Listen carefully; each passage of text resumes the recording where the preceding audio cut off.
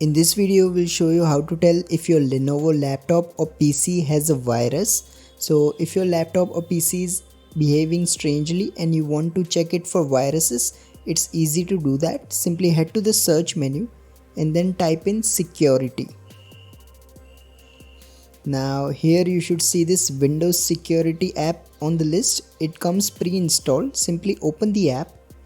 Now here you will need to go to this virus and threat protection section. Now in this menu, click on scan options.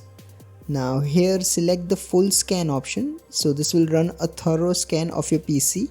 Now click on the scan now button. Now simply wait for this tool to run. It might take a few hours to run, but you can continue using your PC or laptop in the meantime. If the scan finds any problems, it should list it here and it should also give you a few suggestions. If you find this video useful, please don't forget to like and subscribe to Glitch Guru.